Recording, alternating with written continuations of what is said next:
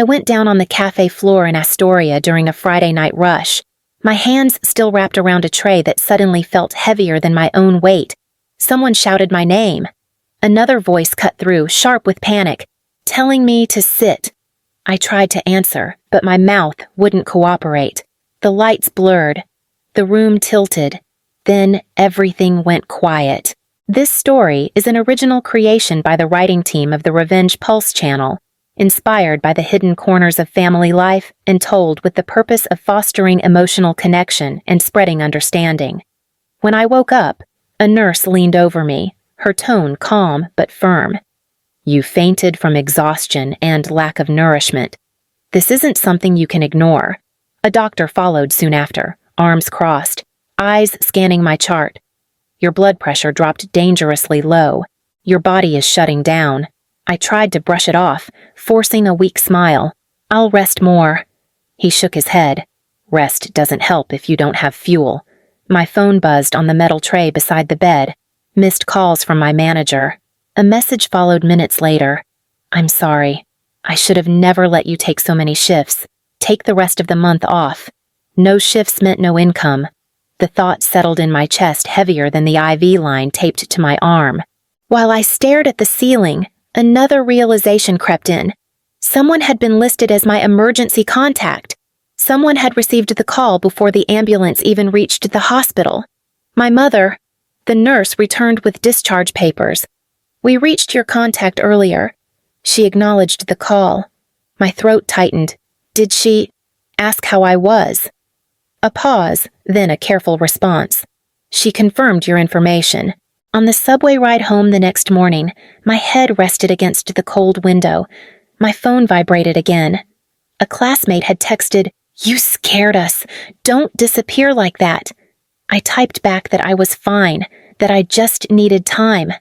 Then I hesitated, my fingers hovering over the screen. If this story feels familiar, if you've ever been the one expected to endure in silence, stay with me. What happened next changed everything I thought I knew about my family. At home, my apartment smelled like yesterday's coffee grounds. I sank onto the bed without taking off my shoes. Somewhere across the country, my brother was probably raising a glass at another private dinner, his world intact, untouched. Meanwhile, mine had just cracked open on a cafe floor, and no one who mattered had rushed in to catch me.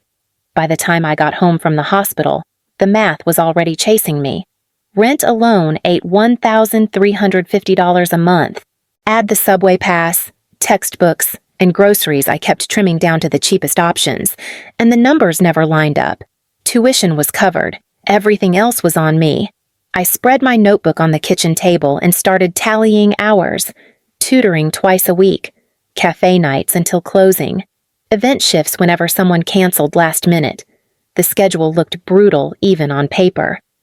At the cafe, my manager watched me struggle to stand straight behind the counter. "You look like you're about to fold again." "I'm good." The lie came out smoother than it should have. He leaned closer, voice low. "You don't get paid enough to die here." That night, I skipped dinner and told myself it was temporary. I'd done that a lot lately. Temporary hunger, temporary exhaustion, temporary fear.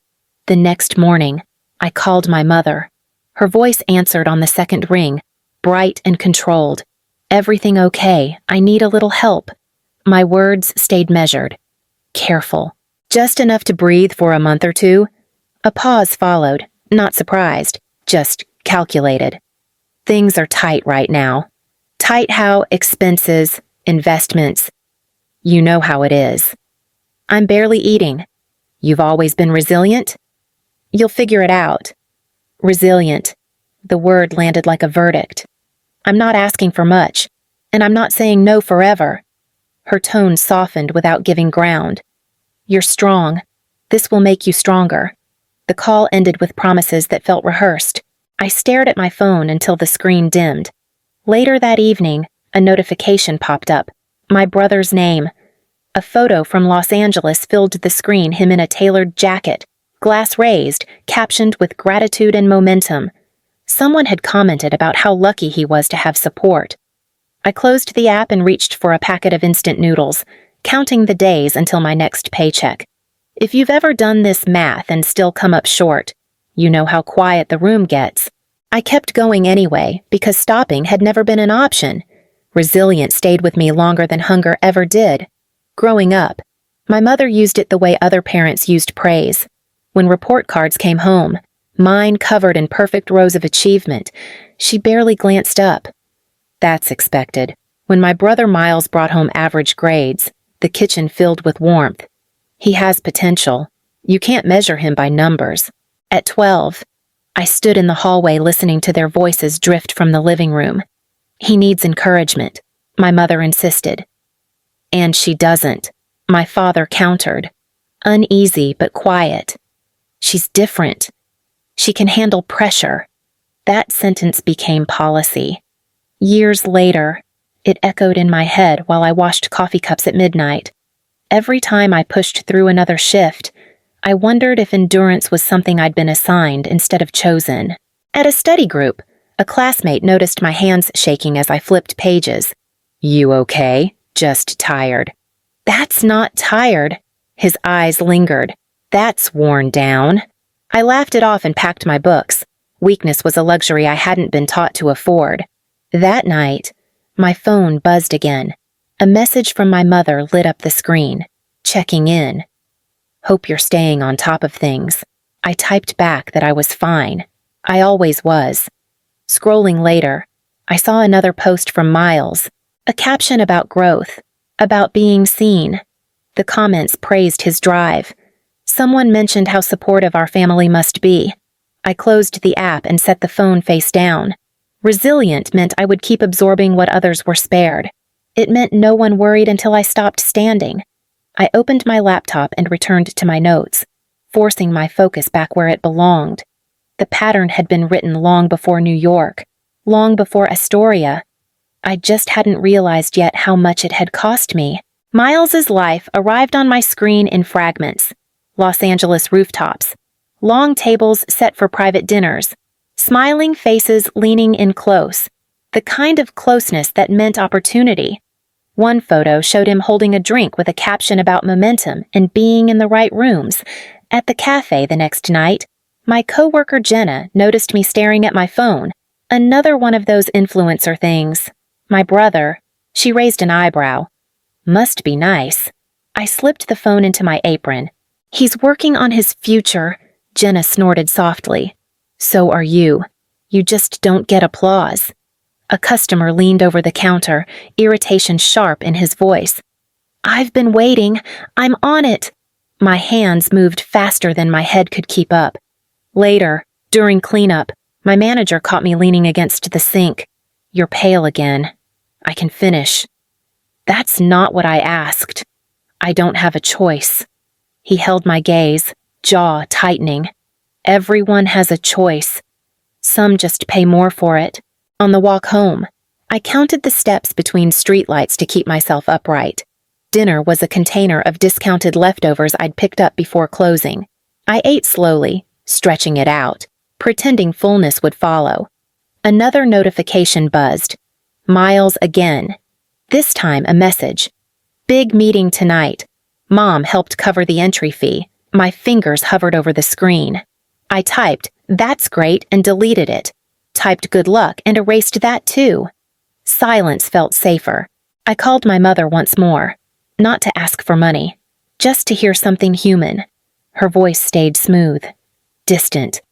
"Everything okay? I'm tired. You've always managed. And Miles. He needs support right now." The line went quiet before she ended the call.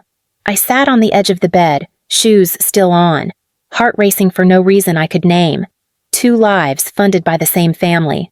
One cushioned, one expected to bend without breaking. I lay back and stared at the ceiling, willing the room to stop spinning. The night pressed in, heavy and close, and my body answered with a warning I was no longer strong enough to ignore.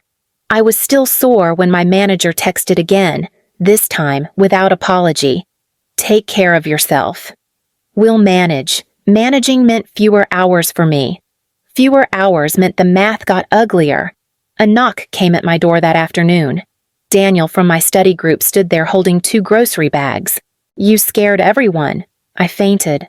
"That's all." "That's not all." He set the bags on my counter. No one collapses from being a little tired. He cooked while I sat on a chair, embarrassed by how good real food smelled. "You live like this all the time, most of the time, and your family knows. They think I'm fine." Daniel turned to face me, brows drawn tight. "Your dad's successful. Your mom handles money. Something isn't lining up." I shrugged, a reflex more than a choice. "They said things were tight. And your brother? He's in Los Angeles. Doing what, networking?" Daniel didn't smile. "Networking costs money." That sentence stayed with me long after he left. Later that night, I checked my phone. A voicemail notification blinked at the top of the screen, time-stamped from the night I collapsed. I pressed play. A hospital receptionist spoke carefully, professionally. "We're calling regarding Rhea Blackwood. We reached her emergency contact earlier this evening and confirmed the information. That was it. No concern, no follow-up." My chest tightened. I dialed my mother. She answered quickly. "Hi, sweetheart. The hospital called you." A pause, then measured calm. "They informed me you'd fainted. You didn't tell Dad. You didn't need to worry him. I was in the emergency room, and you're home now." The words landed like a closed door. "I could have died. You're resilient." That word again. Her tone sharpened. "Don't make this dramatic. I'm asking why you decided I wasn't worth a phone call. You always land on your feet." The call ended without resolution. I sat there listening to the silence hum in my apartment, realizing something fundamental had shifted. The collapse wasn't the turning point. The call was, "If this story feels close to your own, stay with me." What I did next wasn't brave or loud. It was necessary. I opened my contacts and scrolled to my brother's name. The screen glowed in my hand as the phone began to ring. Miles answered on the 3rd ring, music thumping faintly in the background. "Wow. This is rare. Are you busy?" "Always. But for you." "I've got a minute." His voice carried the ease I'd been missing for months. "I wanted to check in. Los Angeles is insane right now." He laughed lightly. "Everyone's trying to be someone. That must be expensive." A pause, then amusement. "That's what you're worried about. I'm just curious how you manage." "Mom helps." The words came out casual, practiced. "She sends around $2,800 a month. More if there's a big event." My grip tightened around the phone. "Every month." "Yeah." Another laugh. Why I was told things were tight. "For you." His tone shifted, confusion edging in. "She mentioned you didn't need support, said you were fine." Fine. The same word everyone used when they wanted the conversation to end. "So when you go to those dinners, entry fees, outfits, connections," pride crept into his voice. "You have to look like you belong, and Mom pays. That's what parents do." He hesitated. Is something wrong? I thought about the hospital bed, the IV line, the way my body had given up before I allowed myself to. I collapsed at work. Silence replaced the music. "When last week. And you didn't tell me I'm telling you now." He exhaled slowly. "I didn't know. Would it have mattered?" Another pause. "Mom said you were strong. She also said I didn't need help. That's not my call." The distance between us felt larger than the miles between New York and California. "I have to go." "Wait." His voice dropped. "Are you okay?" "I will be." I ended the call before he could say more. The next morning, I booked the cheapest flight home I could find. One night, one day. That was all I could afford to give this. As the confirmation email landed in my inbox, clarity settled in. The problem wasn't money alone. It was the story we'd been told about who deserved it. If you're still listening, stay with me. The next conversation would strip that story bare. The house looked the same when I walked in, but my father's face didn't. His eyes lingered on me longer than necessary, tracing what I'd lost. "You look thinner." His voice carried concern he didn't bother hiding. "I've been busy." "That's not what busy looks like." My mother moved toward the kitchen, hands already arranging plates. She's always been small. She offered, too quickly. My father didn't let it pass. "When was the last time you ate a real meal?" We sat down together for the first time in months. The smell of food hit me harder than hunger. I picked at it, forcing slow bites. "Class is going okay?" my father asked. "I'm keeping up. And work. I work nights." "How many? As many as I can get." He leaned back, confusion edging into his tone. "Why, rent is $1,350. That's what the allowance is for." I froze. What allowance? My mother's fork stopped midair. "I've been sending money every month," my father continued, turning toward her. $2,000, like we agreed. I looked between them. "I haven't received anything." Silence swallowed the room. "That's not possible," he insisted. "I told you to transfer it." My mother's gaze dropped to her plate. "Vivian." His voice sharpened. "Did you send the money?" She inhaled slowly, as if choosing the least painful truth. "I didn't." My father stared. "You didn't. She didn't need it." My chest tightened. I was eating discounted leftovers. "You're resilient." That word again. His chair scraped back slightly. "Why would you decide that?" "Because Miles needs support." Support. I couldn't keep the edge out of my voice. "He's getting $2,800 every month." Her head snapped up. "How do you know that I asked him?" My father's face drained of color. "You've been sending him money. He's building something, and she isn't." He gestured toward me. She collapsed from exhaustion. My mother stiffened. She didn't collapse. I was in the emergency room. My father turned to her slowly. "You knew. They called. And you didn't tell me she was stable. She could have died." The air felt brittle. I handled it. My mother insisted. "You hid it," he corrected. "You hid my daughter's condition." She straightened. Defensive now. She's always managed. Miles is different. How he needs connections, visibility, image. And she needs food. My hands trembled as I pushed my plate away. I asked for help. Just a little. And I told you no.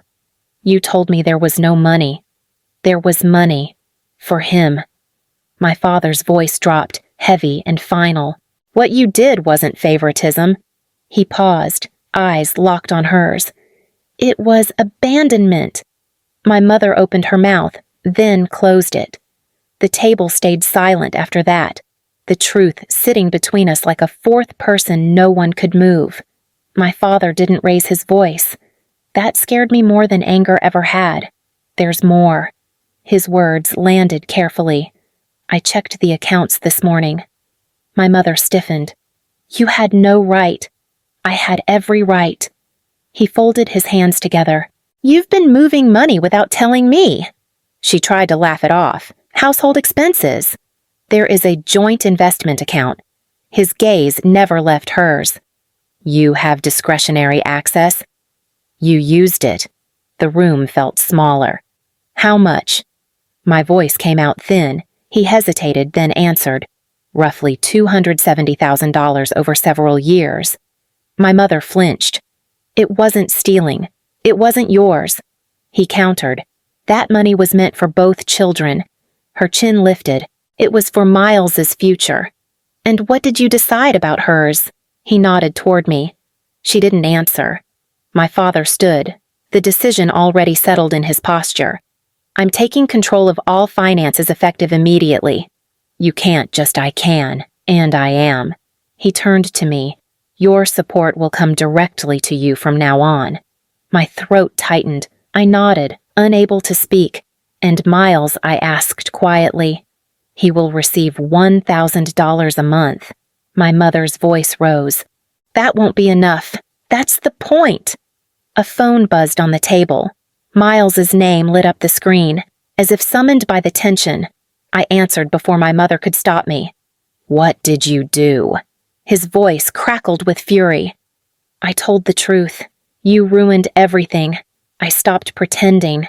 My father reached over and ended the call. "This ends tonight," he said, looking at both of us. "No more secrets. No more deciding one child is expendable." My mother stared at the floor, the power she'd held for years slipping through her fingers. I sat there, shaking, not from fear, but from release. The truth had finally found daylight, and nothing in this house would ever fit back into its old shape again.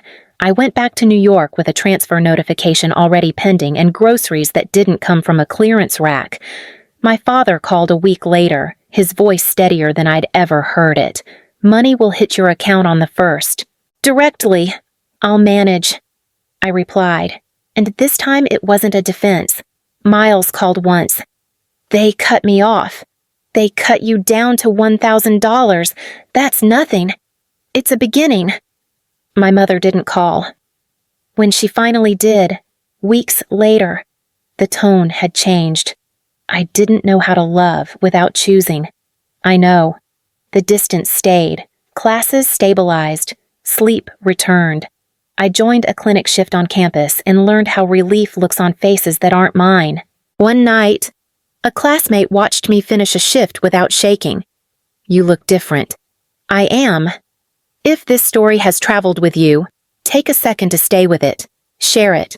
Talk about it. Let it sit. Families don't fracture from one loud fight. They crack from quiet decisions made over years. Endurance isn't a virtue when it's assigned to one person. Support isn't love when it comes with blindness.